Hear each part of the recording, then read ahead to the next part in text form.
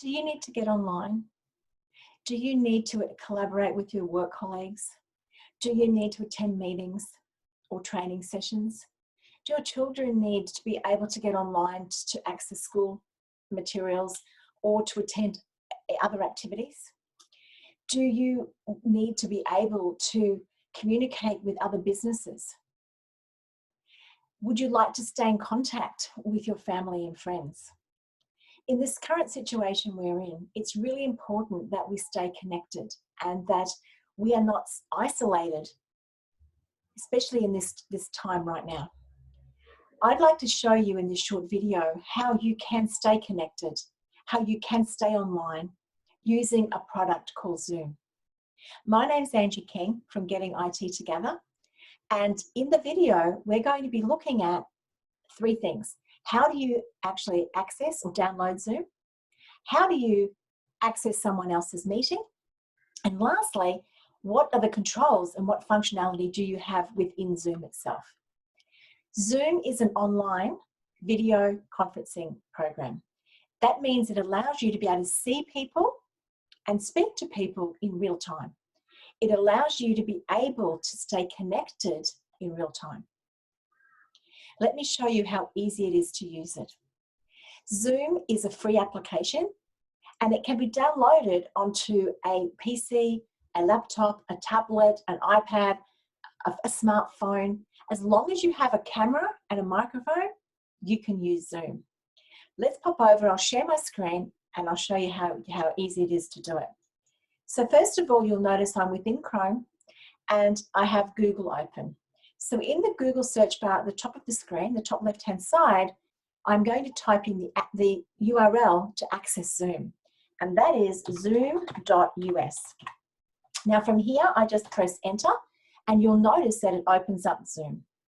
The next thing I need to do is to sign up. Now you'll notice that it is a free application. So I need to click on sign up, it's free. And then I can enter in an email address. And click on sign up. Now the next thing that it will do is I'll be asked to activate my account. The email will be sent to me. So I'm going to now pause the screen share, pause the recording, go and activate the account, and I'll be back in a moment. Okay, well I'm back. I've activated the account. I'll now share my screen again, and you'll see that it's now asking me to enter in my details. So I can pop in my name, I can pop in a password. You'll see that passwords must be 8 characters, they must have 1 letter, 1 number, and they must include both upper and lowercase characters. So I'll now confirm it, and then click on continue. I can now invite my colleagues. I'll say to skip it, and I can now go to my account. You'll see that I do have my own personal meeting ID. So as I was saying, in the next video, I'll show you how you can run your own meeting ID. So let's go to my account. And in your account, you'll see that you have your meeting ID. It does have your email address, and it does tell you the time zone that you're currently in. When you're running Zoom in future, all you would do is type into the bar at the top of the screen, zoom.us, and then you can click on join a meeting. Now you'll notice it will look exactly like this: join a meeting, host a meeting, or schedule a meeting. So clicking on join a meeting, it's asking you to either enter in the personal link or the meeting ID. And you might be thinking, well, how do I do that? What do I do? So you will receive the meeting ID in the form of an email.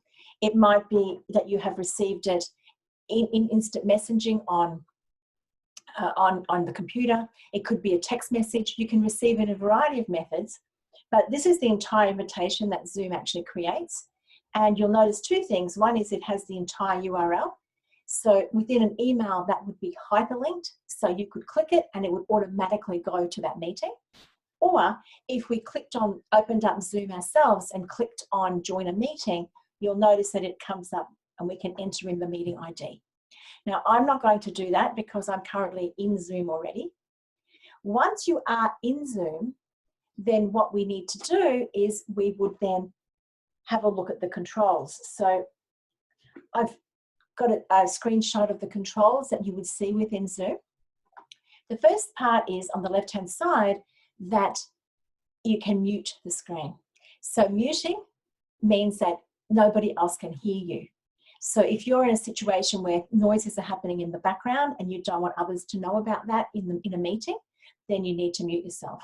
And you'll often find that meeting organizers will actually automatically mute everybody rather than having a lot of background noise.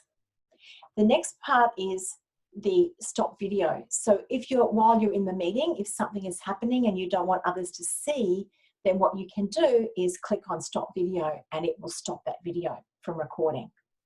It is in both of these places that you can then set up and make sure that your camera and your audio is running properly. You can test that they're working. Going along, you'll see some of the functionality that I have here is because I have the versions and it's already been set up.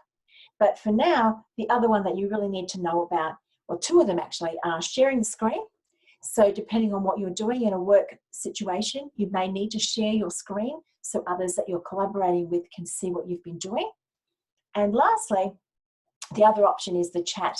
So there is a group chat and you are able to then post in there URL links, file links, and all sorts of things like that. So Zoom is really a great application for sharing information and staying connected. So I'm just going to stop my share for a sec and I'm back. And I'd love to hear how you go. If you have any questions about Zoom, please do place it in the comments below. I'm here to help. I really am. My mission is to help people to get online. So I'd love to help you if I can.